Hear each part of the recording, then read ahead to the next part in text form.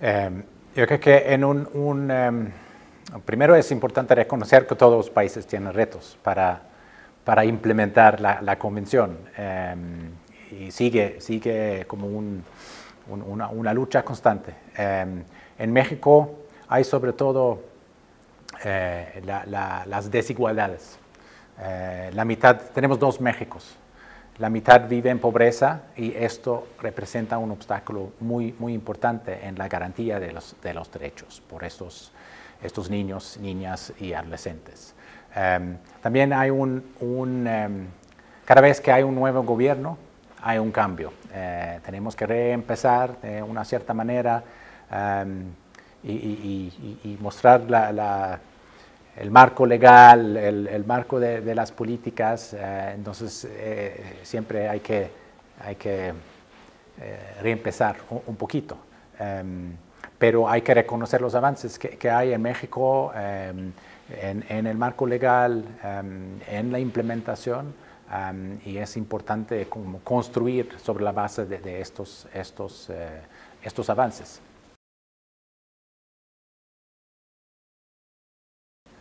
Sí representa una mejora importante, no representa una garantía a todos los derechos, a todos los niños en todas partes. Pero sí, la ley establece la base, es una excelente ley, y los IPINAS, estos sistemas de los actores relevantes en cada nivel, a nivel federal, a nivel estatal, a nivel municipal, representa una base de trabajar. Tenemos 1.846 CIPINAS municipales a la fecha. Esto representa 75% de los municipios, entonces muy importante. Y cada vez hay mejor coordinación, mejor articulación entre los actores clave a nivel municipal, en donde se encuentran los niños. Entonces sí, eso es un avance, pero como los retos en general, cada vez que hay un cambio de gobierno, hay que reempezar de una cierta manera y cuesta operacionalizar todo esto a nivel municipal, pero representa un avance muy importante. Y yo tengo 4 años en México. Cuando yo llegué, CIPINA era un nombre inconocido, pero ahora hay mucha gente que habla de los CIPINAS y esto también representa un avance que es algo que existe, que debemos cumplir y debemos asegurar estos sistemas en todos municipios, en todos lugares. Entonces sí hay que reconocer estos avances. El año pasado, 2019, recibimos 260 millones de pesos. 74% de esos recursos provienen de la recaudación local, como en México. Y de estos recursos, la gran mayoría, 86%, provienen de nuestros socios individuales, que cada mes dona 100 pesos, 200, 500. Entonces, el resto viene de fundaciones y empresas. ¿En qué se utilizan? El año pasado también 36% de los recursos usamos para la protección de la infancia, es decir, combatir la violencia, fortalecer los actores clave en responder a las víctimas de violencia, como las procuradurías de protección. Después un 24% utilizamos para la educación, asegurar la educación de calidad, la educación inclusiva y también la participación de los niños, niñas y adolescentes en todos los ámbitos. Finalmente, 19% invertimos en los primeros años de vida, la primera infancia, para asegurar su buena salud, buena nutrición, estimulación temprana y actividades alrededor de este periodo de la vida tan crucial.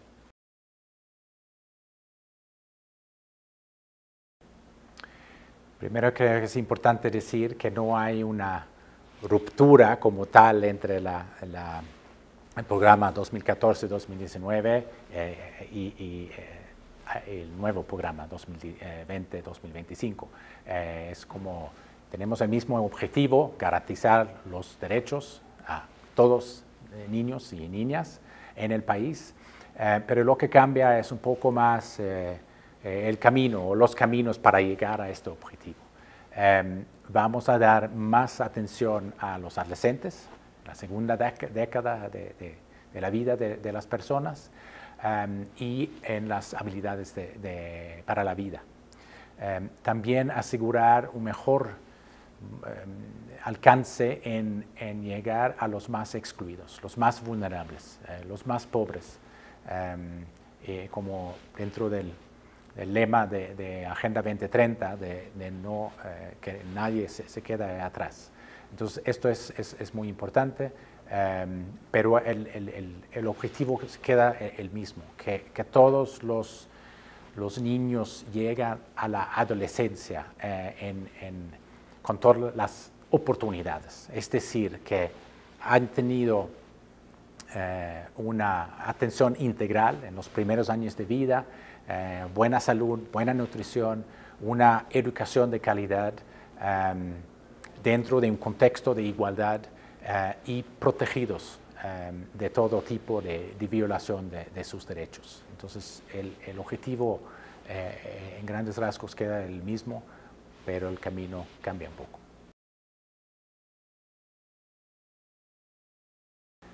Los embajadores son personajes que nos ayudan en la abogacía o en promover los derechos del niño en un país.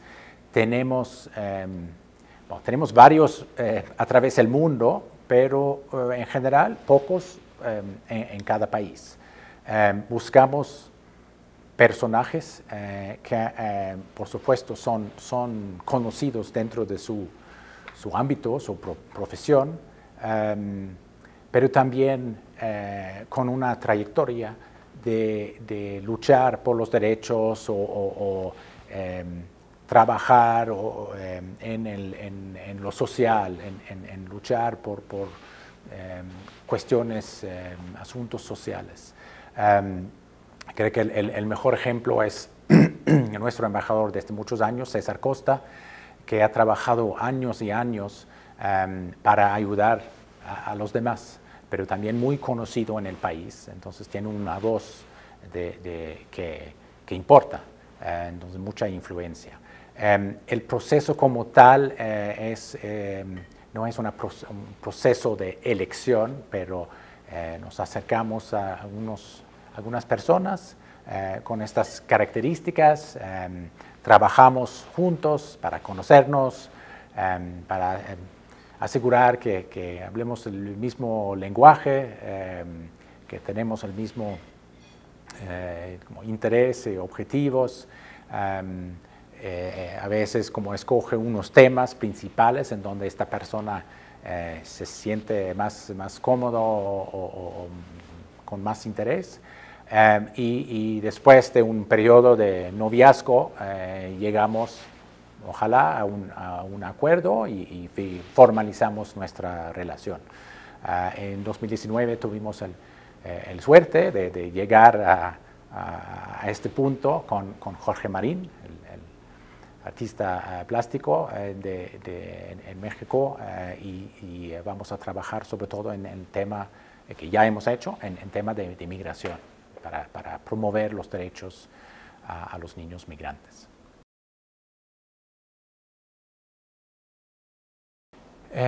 Estamos abiertos a conocer cualquier empresa y trabajar en conjunto. Tenemos, como los embajadores, buscamos empresas que tienen un alcance importante, que pueden contribuir, donar fondos a UNICEF, pero también con una trayectoria en lo social, que tiene una buena imagen, una buena historia en trabajar para promover asuntos sociales dentro de su empresa, en las comunidades. Pero también miramos los productos que tienen, que venden, y la cadena de producción. Y por eso excluimos varios sectores también. No es para criticar a los sectores, pero por ejemplo todas las empresas dentro del sector de alimentos y bebidas, por cuestiones de nuestra neutralidad, es importante no aceptar contribuciones de este sector, de empresas dentro de este sector, por ejemplo.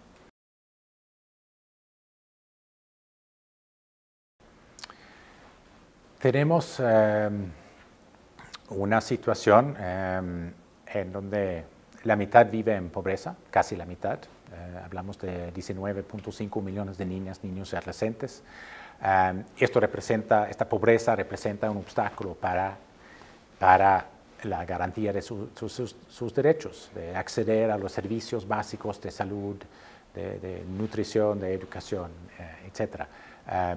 Y muchas veces hay instituciones más débiles alrededor de estas personas y en sus comunidades.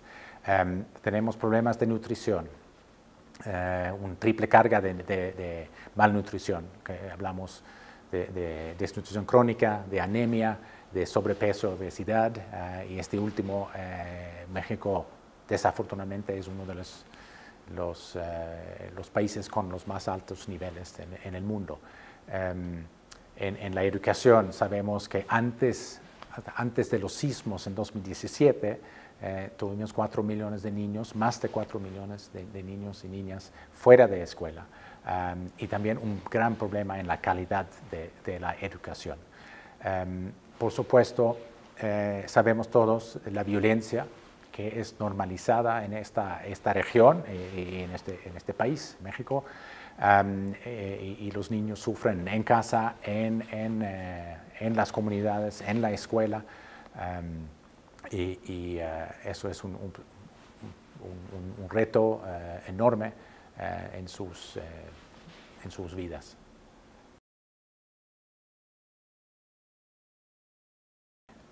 La pandemia y la situación de COVID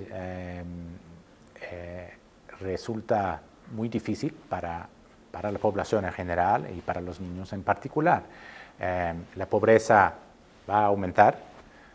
Esto significa menos recursos en casa, y muchas veces una peor nutrición. Los padres compran productos menos saludables. Por ejemplo, esto vimos en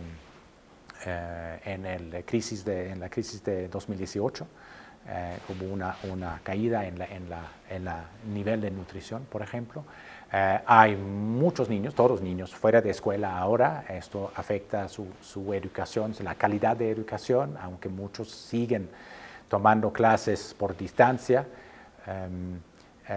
y la violencia doméstica en casi todos los países han aumentado contra la mujer, contra los niños, y si es contra la mujer también hay repercusiones sobre los niños. Ellos se ven emocionalmente afectados. Entonces hay mucho de la situación que empeora. Entonces, cambian nuestras prioridades. Mira, los objetivos principales se quedan los mismos, pero la manera de trabajar y la diversificación de la oferta es importante asegurar. Por ejemplo, en la educación vamos a poner más énfasis en agua, saneamiento, higiene en las escuelas o en las casas. De mejorar las herramientas digitales, mejorar la calidad de estas herramientas, de la educación por distancia, asegurar una educación como mixta, de un poco en casa, un poco en presencial, Pero también no olvidar los niños y niñas que se quedan un poco fuera de la conectividad y no tienen acceso a toda la oferta digital. Entonces, asegurar que hay también herramientas, o mejor, herramientas y oferta tradicional, si quieres, de que ellos pueden seguir trabajando desde la casa con las herramientas principales. También en la nutrición, por ejemplo, somos un poco más operacionales, como que normalmente estamos dando un apoyo junto con DIF en asegurar la alimentación saludable en casas, en los hogares pobres, con familias con niños y niñas, dando canastas nutritivas para no caer en el nivel de nutrición durante este tiempo. Sí, absolutamente. Siempre, no todo es presupuesto, pero no podemos hablar en cualquier lugar de tener prioridades y no tener el presupuesto adecuado.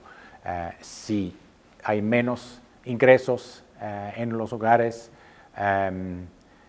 y mayor afectación, es una ecuación que no cuadra. Entonces, sí nos preocupa mucho lo que mencioné, como la pobreza en sí y el impacto en la nutrición, en la violencia, en la continuidad de la educación, por ejemplo. Y por eso seguimos abogando para una aumentación o una ampliación de los programas de protección social. Mencioné lo de DIF, que es una ampliación de su programa de asistencia a las poblaciones en situaciones de emergencia. Entonces, un ejemplo en lo que estamos haciendo para no ¿qué puedo decir? Aceptar esta situación que puede empeorar mucho en las niñas y niños. Pero también es importante siempre mencionar que hay que asegurar una utilización efectiva y eficiente de los recursos, de todos los recursos. Entonces, no todo es la cantidad, pero también la calidad. El gobierno y las instituciones del gobierno representan nuestro contraparte principal. Ellos son los actores principales en garantizar el derecho de todos los derechos de todos los niños y niñas. Tenemos en general muy buenas relaciones. Por supuesto, cuesta cada vez que hay un cambio del gobierno y tenemos que restablecer la relación y mostrar nuestro valor agregado, pero yo creo que ahora vemos nuestro valor agregado y nuestra buena relación en la pandemia, porque usando o tomando como base el trabajo que hemos hecho desde la llegada de este gobierno, a esta administración, hemos podido acelerar y agilizar nuestro trabajo con la Secretaría de Salud, de Educación, de Bienestar, todos, la Secretaría de Gobernación, que tiene varios sectores, varias instituciones dentro de SEGOV que son muy importantes en proteger a los niños contra la violencia, por ejemplo, los niños migrantes. También INJUVE, trabajamos mucho en la participación de los adolescentes, sobre todo. Entonces, seguimos trabajando. Siempre hay una oportunidad para mejorar, acercarnos más, pero hacemos ambos los mejores esfuerzos.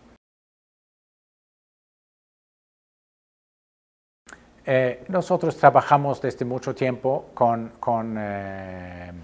diferentes actores, la academia, las organizaciones de sociedad civil, el sector privado, los individuos como las personas privadas, es más para pueden sumarse a nuestros esfuerzos financieramente o en la abogacía.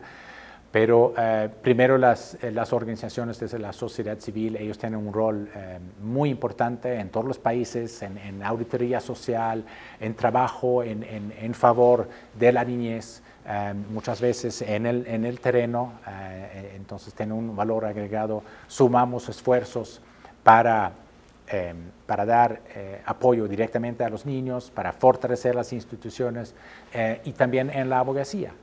A veces juntos, a veces con los mismos mensajes, pero a través de diferentes canales, pero ellos representan un aliado como grupo muy importante para nosotros en México como en otros países. El sector privado pueden aportar recursos en favor de la niñez, pero el gran parte de nuestro trabajo tiene a ver con como su impacto en la niñez y a sus derechos. Entonces puede ser dentro de las empresas, en las comunidades o lo que hacen en general donde se encuentra o a nivel federal. Hemos hecho, por ejemplo, unos estudios en unos sectores sobre el impacto que tienen las empresas dentro de estos sectores en los derechos del niño. Entonces, y juntos después hemos desarrollado recomendaciones para mejorar este impacto, tener mejor y mayor impacto en los derechos del niño. También hemos desarrollado un autodiagnóstico en que todas las empresas pueden acceder, entrar como en una encuesta en línea y dependiendo de las respuestas y lo que están haciendo, se salen recomendaciones entonces, sugerencias y recomendaciones para mejorar este impacto. Entonces, tiene mucho a contribuir en garantizar los derechos en México y como en otros países.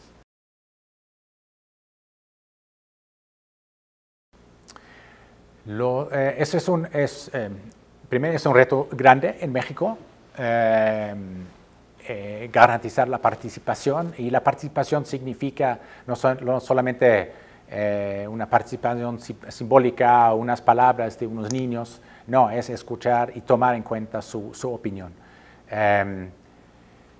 Y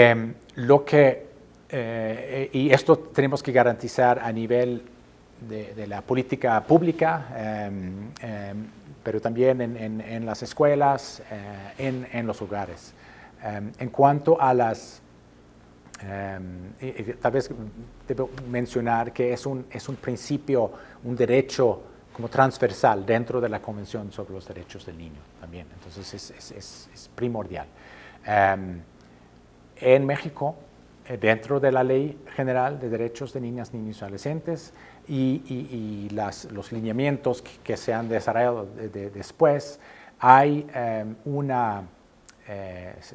se garantiza la participación de niñas, niños y adolescentes. En los CIPINAS, por ejemplo, debemos tener una participación de los niños. No hemos avanzado tanto todavía, hay que insistir sobre el voto y tal vez el veto también de los niños dentro de estos sistemas. Tiene que dar su visto bueno para que avance una política, una acción, una iniciativa. Entonces, continuar a fortalecer el marco legal y los lineamientos en cuanto a la política pública, a todos los niveles, hasta el nivel municipal. En la escuela, Es importante seguir fortaleciendo su participación. Hay experiencias en otros países. Yo trabajé en Guatemala antes, en donde hay es como una política en donde los niños tienen que participar en la gestión, en los comités de gestión dentro de la escuela, junto con los maestros y los padres de familia. Entonces participan para la gestión de la escuela, el presupuesto también. Entonces esto es un buen ejemplo y no estamos allá en México todavía. En casa es un poco más difícil, pero tiene que ver con toda una cultura de asegurar o de pensar a los niños, de poner los niños en el centro del bienestar de la sociedad en general. Y vamos a continuar con campañas o mensajes de este UNICEF y de otros actores de asegurar su participación, pero necesitamos cambiar un poco la cultura autocéntrica a más centrado en los niños. Ellos tienen sus derechos hoy, representa el presente y también el futuro del país, entonces deben estar en el centro de nuestra atención, en nuestras prioridades.